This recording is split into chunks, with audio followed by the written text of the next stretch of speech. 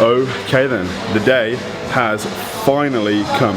What's going on, guys? Brandon Harden here. Hope you're having a great day. It is the 7th of October. It's currently 1 PM. About to start a chest workout, a bit of push, maybe a little bit of shoulders, definitely a little bit of biceps. But in today's video, we're going to be going over my blood work because, as I've been saying in the past few videos, I've been waiting to receive my blood work results for my coach Callum to analyze, to essentially lay out the game plan for what the off season is going to look like in the realm of anabolics. I know bits and bobs. I know that the blood work that I did get back was okay, but there definitely are some things that we do have to talk about before we go forth and start the off season properly. We're about to get into a chest workout, so sit back, relax, and enjoy this video.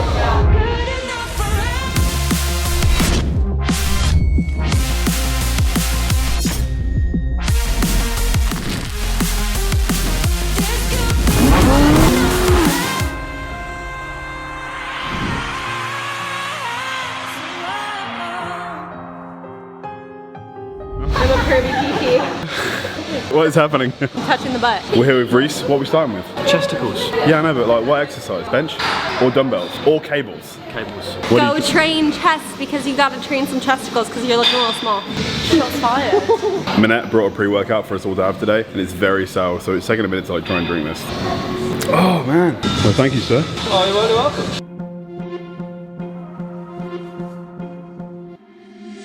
Been trying to change what I've been trying to say. Words don't come straight from my head to my mouth. It's such a shame that it fell out of place. Was never me that was bringing you down. Why we always looking for more? Why we always looking for more? Why we always looking?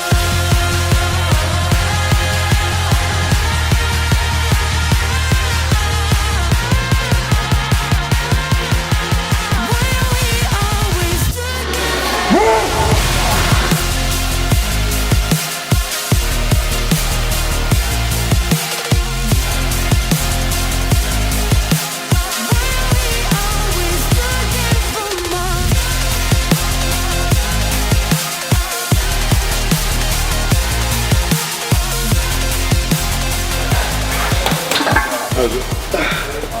So good though.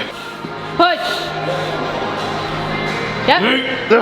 Come on, and again. Easy up.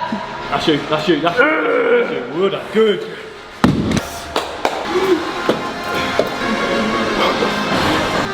Good. Squeeze. Good. Yep. Come on, Brandon, in. Come on, mate. Let's get there. Make it count, buddy. Let's go. Up. Yes. There he is. Again. And again. And again. Let's go. Yes. Nice. Yeah, Good nice. set. It's a little bit sweaty, so the string is on now. It's getting a bit hot in the gym. But we just finished chest. About to move on to some shoulders, warmed up on some rear delt flies. I'm about to do a superset to finish off the push workout. We're gonna do side lateral raises, supersetted with a machine press. Ever since the Amateur Olympia, like we watched yesterday, and yes, it was meant to be a rest day, but after watching it and after seeing like friends of ours get pro cards, I came straight to the gym last night and hit legs. And my legs are absolutely dead today. And I was there with a massage gun last night because they were just so dead and my quads are just annihilated today. Like bending my knees, walking upstairs is so hard. But it was just necessary because like we do only have 8 months of the off season left, and seeing everyone get pro cards, especially Cody, a friend of mine and Geordie's in Classic, get his Classic pro card, I was like, next year, every workout now just has to be as if it's your fucking last workout. I wish that I could change what you wanted. I wish that I could change what you wanted. I wish that I could change what you wanted. I wish that I could change what you wanted. I wish that I could change what you wanted. I wish that I could change what you wanted. Why we always looking for more? Why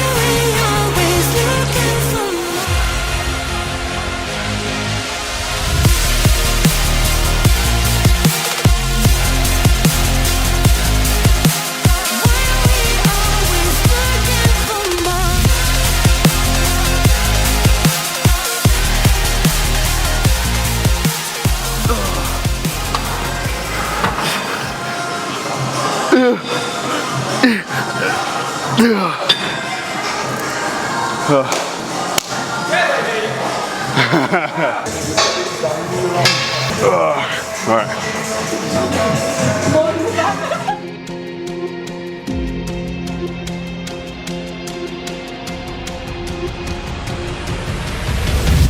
I wish that I could change what you wanted. I wish that I could change what you wanted. I wish that I We could was doing change dual what you arm, wanted. but now we're just doing single, just to shock the muscle, you know? They can't hear you because they got a mic on. What a shame. Can't hear all the shit talking you always do behind the camera.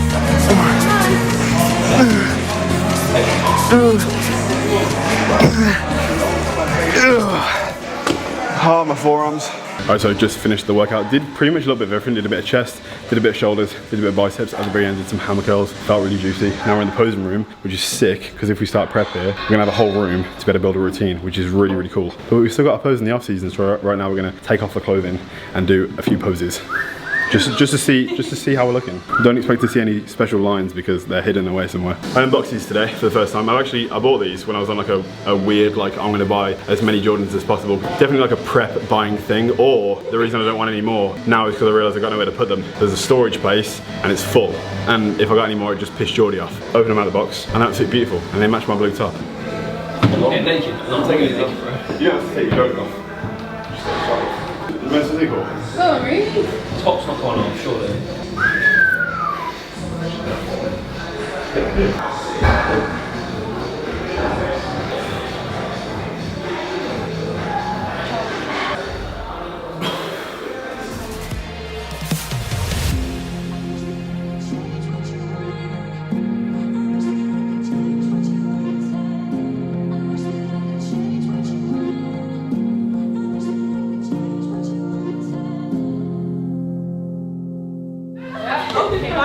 This is what is currently going down after we pose.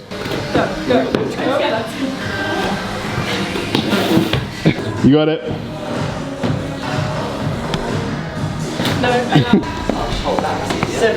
Good workout? Very good. I'm tired right now. Absolutely solid push workout. It's my first time actually training with Reese as well. Reese is someone that actually helped with getting pictures and everything and video stuff for the Hard Buddy bags when they dropped, which are actually still live, by the way. They're still stock of the blackout duffel. So if you want to pick one up, go over to the Hard Buddy website and grab one. Really good workout, and definitely gonna be training with Reese again because he was a very good training partner. It's always nice when you have a training partner and they actually like push you so hard. He's also a personal trainer, that's why. He's sick. On the way to the gym this morning, got a note left on my car. I was like, there's no way I got a parking ticket because I literally just like got whole year parking and I was inside the parking garage, but it wasn't a parking ticket. It was a note. I don't know if you can read that, but apparently at 12:45 a.m. in the morning, this morning when me and Geordie were sleeping, someone apparently tried to steal my car. 2 men were trying to break into your car. It took me 2 months to try to get gated parking. Now that I'm in the gated parking, 2 men tried to steal my car. 2 things. I have a steering wheel lock in the BMW. We're about to pick that up right now from South Coast. We parked the BMW somewhere else because I actually kept that for long journeys because this is not like the kind of car you want to like take long journeys. So we kept that purposely for that reason. In the back, there is a nice steel steering lock so this car can't be stolen. And I'm going to buy a tracker of some sort to basically embed in the car. There's already like some kind of tracker on my keys, but it's not as accurate as I want it to be. I'm going to get a dash cam as well. Should probably got a dash cam like from the beginning, but tracker, dash cam, steering lock. Whoever the hell this was, I hope you have a really bad day tomorrow. But good luck.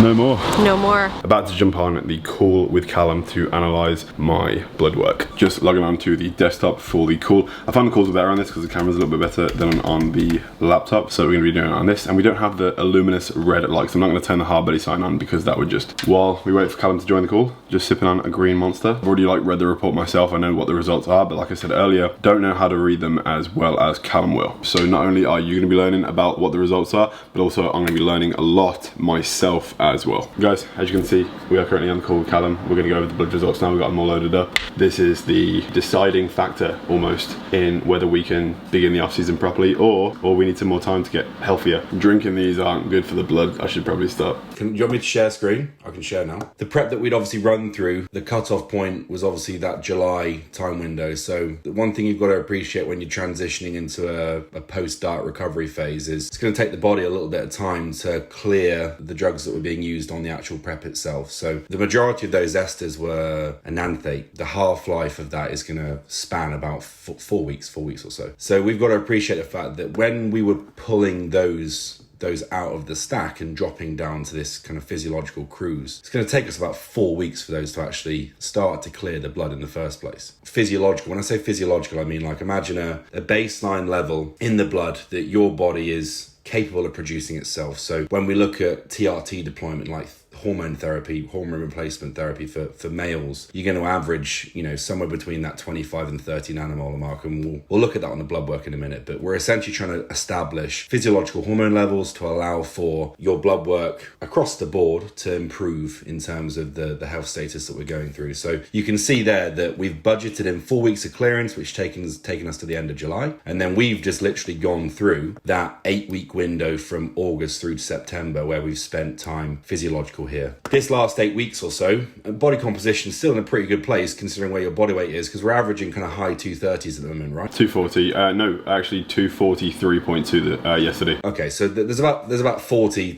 pounds there. Once your body weight's got back to a normal set point after the prep's finished, we've had about 35-40 pounds of gain in that 8-week period. So now we're moving into October. We'll show blood work in a minute, but we're moving into October fresh in terms of the fatigue from prep being managed and is now gone. And the last piece of the puzzle now is just clearance in terms of getting a green light from a blood work perspective in terms of, right, we're good to go in terms of stack escalation again, because we've basically spent the last 8 weeks of time on true TRT, physiological TRT. So the first thing we'd probably look at before we start to look at any of the other metrics, the first thing we'd look at, if we scroll down, have we achieved physiological status with blood work? So we can see here and confirm now testosterone 31.5 nanomolar. So the amount of milligram per week we've added in for the last 12 weeks has allowed us to establish around that 30 nanomolar threshold. So we are now what is effectively on TRT, and we have been for the last 8 weeks. We can also tie into that alongside androgen to estrogen ratio. So estradiol for you, from based on what we've seen in the past, your level of E2 conversion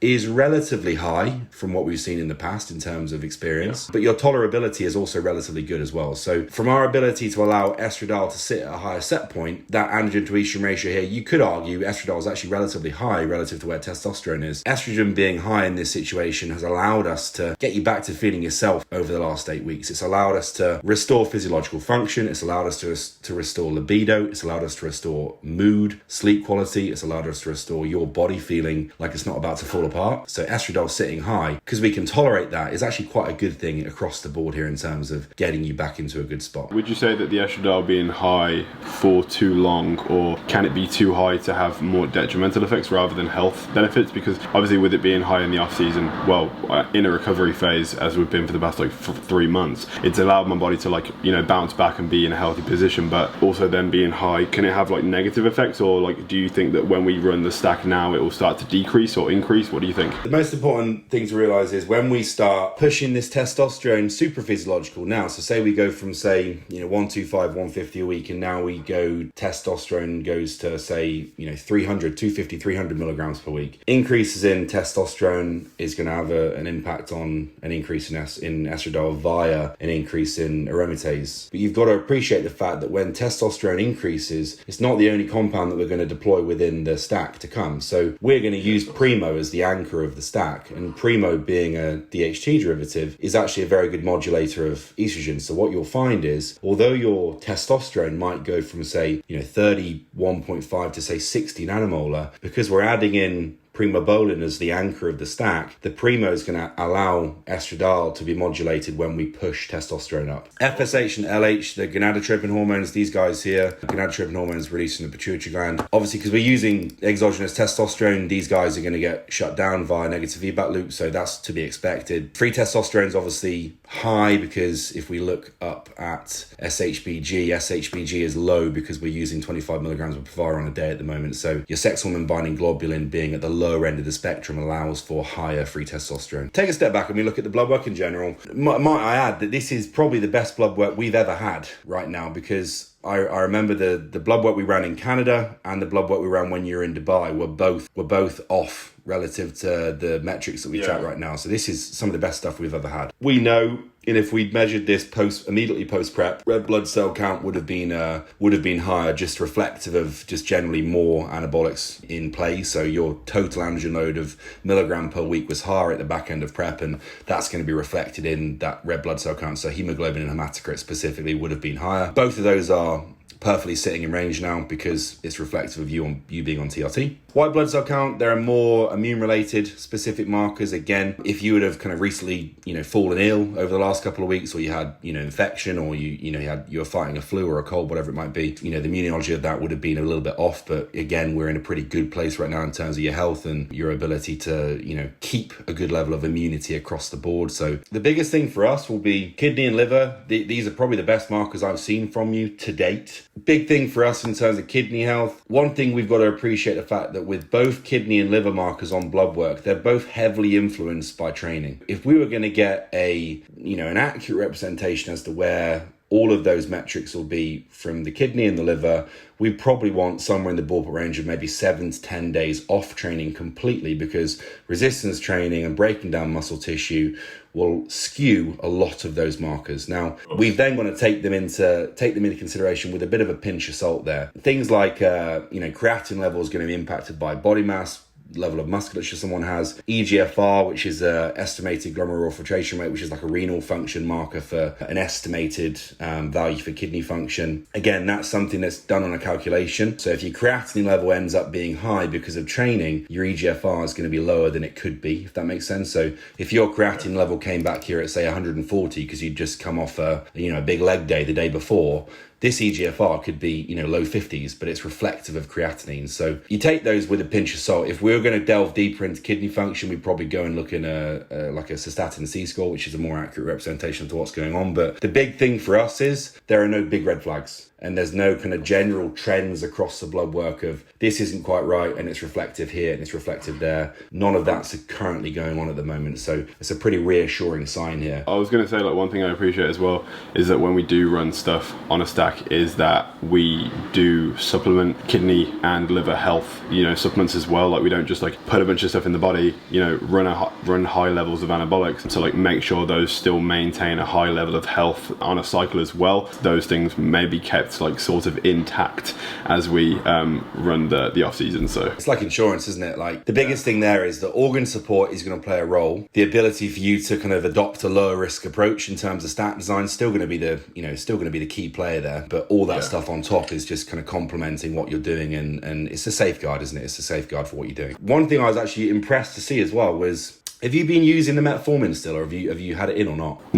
No, so I would presume that the metformin, because we had 500 meg of metformin in a day in the prep, that HbA1c, which is like a comparative, I think it's 90-day marker for glucose presence in the blood. 24.3 millimole is very, very good there. That shows very high levels of sensitivity. It shows good capacity to partition, good levels of insulin sensitivity. And I think if we were to check fasting blood glucose or postprandial blood glucose, your ability to partition carbs, it would be very good at the moment. And given the fact that this is us kind of 40 pounds up in an off season, this responsive, without using, the likes of metformin, for example, to modulate that's a really good place to be, which is positive. Awesome. So when we take insulin, we're going to get massive. Well, at the moment, you wouldn't need any insulin at all because your pancreas is doing it. Because doesn't insulin just increase that sensitivity? Is that the whole point? So, the use of insulin in a phase is basically, you'd want to try and utilize insulin to alleviate stress off the pancreas of having to produce so much insulin on its own. So the B cells in the pancreas are going to produce insulin relative to your intake of carbohydrates and protein to an extent, but your intake of carbohydrates per day. So say if you're on 800 grams of carbs per day and you're fasting and kind of blood glucose trends across the day are in the mid to high 5s, then we know that, right, I'd rather be closer to the 4s if possible. So I'm now going to add in a little bit of exogenous. Say we used a basal insulin like Lantus, the long-acting one, so just very easy application. I'm going to add in a tiny bit of that each day to now alleviate some stress off the pancreas from having to work so hard to partition the food I'm eating. But for you right now, if your blood glucose day to day is perfect and your HbA1c is 24 and your food's not crazy high, there's no need for us to really utilize the tool because your body's partitioning well on its own. But say in 3 or 4 months' time, when we're really pushing the envelope with food, it's another little tool that we can use, another pathway we can go down. Realistically, alleviate stress off your body from having to process so much food on its own, but also be in a position where you're able to partition a lot of carbohydrate effectively, which is obviously another tool for us to try and drive. Cholesterol. So this is probably the one that we want to try and modulate now. So the biggest thing for us to consider here is the total cholesterol of 5.02 is being skewed because that LDL is higher than we probably want it to be realistically. So LDL stands for low density lipoprotein, HDL stands for high density lipoprotein. The HDL is more of a comparative marker to most people are going to have either high, moderate or low HDL all the time. So if we're using androgens, your HDL cholesterol is going to degrade over time. And relative to the length and duration and exposure that you're going to go through, the HDL is going to basically reflect that. Now, before you even start anabolics, we could have found out that 2 or 3 years ago, you've got lower levels of HDL. You know, your family's got lower levels of HDL. So if we had your dad check his HDL, if you had your sister check her HDL, we're going to see a reflection there across the board. The LDL is a bigger marker for me to modulate. The LDL is more of a comparative marker to where you are within your lifestyle, within what we're doing in terms of your nutrition, within your stress, within, you know, the systemic stress on your body. So the LDL is a marker that we're going to want to manage and improve relatively quickly in the earlier parts of this phase, which is a relatively easy thing to do, but it's just obviously identifying it in the first place. HDL at 0.97, I'm happy with. I'd like to see that as close to 1.0 as possible. At 0.97 for someone that's using TRT, that hasn't, you know, that's used anabolics for the last couple of years consistently, that HDL I'm pretty damn happy with. And we know we've got good control of blood pressure regulation as well. The LDL is the only variable that we'll look to modulate there. Triglycerides are mid-range low, so that's fine. Also, there's a product that I'll send over, I think we've used before, called red yeast rice extract. It'll be about 1,200 milligrams a day.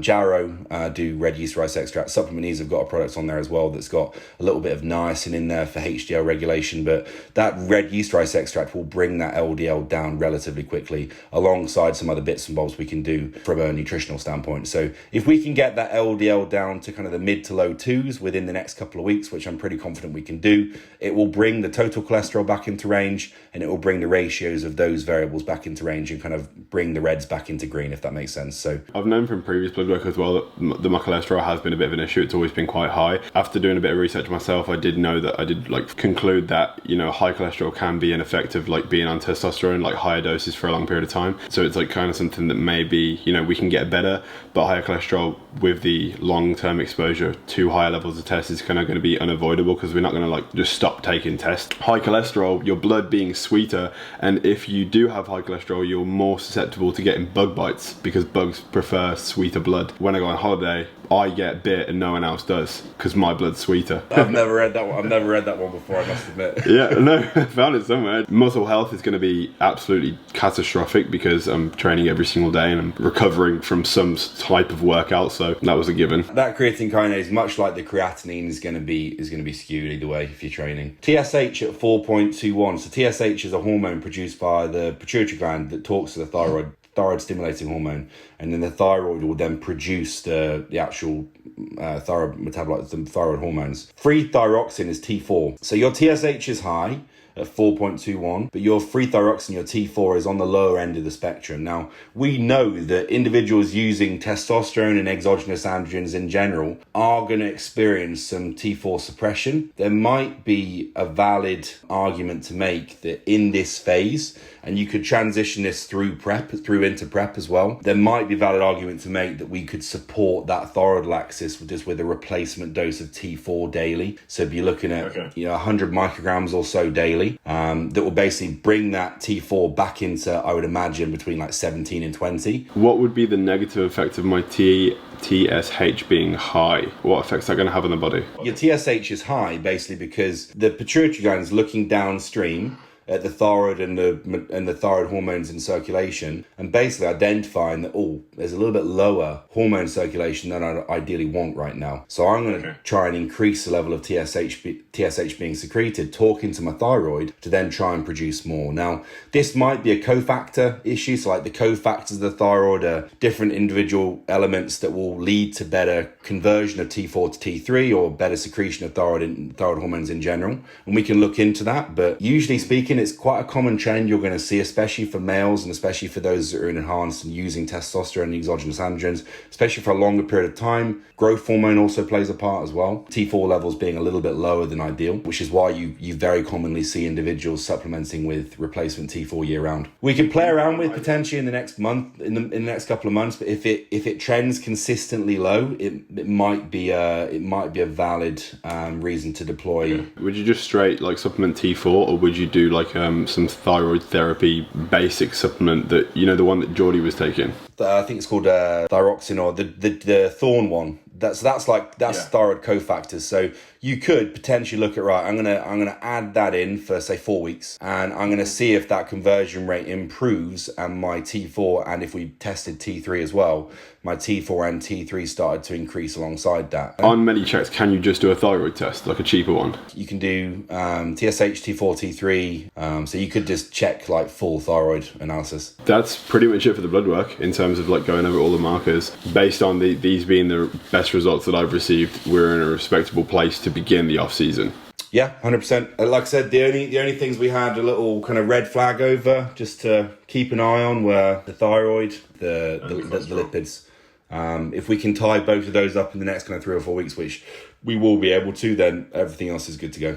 Awesome, man. Thanks for your time, dude. That is where we're currently at. Blood work is looking pretty good. We are going to utilize ways to fix the cholesterol issue and the thyroid issue. We can supplement these things quite easily. These things can be fixed on or off cycle, and that's one thing that we're definitely going to be prioritizing now, as well as implementing a different meal plan to begin the off season. The new stack that will begin, I'll be making a video on that, breaking it down in the future as well. But the plan is right now, today's actually a rest day, but I'm going to be going to the gym to do some abs, some stretching, a little bit of cardio, because I still have 3 sessions of cardio every single week, so I'm gonna go do some incline walking. I'll probably take the massage gun. It's currently charging right now because I've been using it a lot to aid recovery. I'll probably take that and use that as well after stretching. My body literally hurts so much. This is actually the next day after the chest workout that you watched at the beginning of this video, because Callum couldn't do the call on Thursday. Today's Friday. Today we are taking a day completely off any sort of like, you know, training, and just having like a chill, active recovery day. Tomorrow we are flying to Portugal and spending 5 days there. Going to be in Vila Moura for a few days, then Lisbon for 3 days, because I've actually never been to Lisbon before. I've been to Portugal a bunch of times. My family have a house there, so growing up as a kid, I spent a lot of summers in Portugal, spent a lot of time there. So I'm gonna be going to 2 places in Portugal I've never been, and then after that, we're spending 5 days in Marrakesh in Morocco, just underneath Portugal, because me and Geordie, we've both never been, so we're doing it. There's a bit of a 10-day getaway, bit of a holiday for us both. I'm doing a bit of exploring around the world, and then when we come back, the stack will start and the off season will begin. So it's a bit of a break, the calm before the storm, and then when we get back after some time traveling, we will begin everything. So guys, that's gonna be it for this video. I really hope you enjoyed it. If you did, drop a like. If you haven't already, turn on post notifications, because 1, it helps the channel grow, and 2, you'll never miss a future video. And please, if you haven't already as well, please subscribe, and I'll see you in the next video. Peace.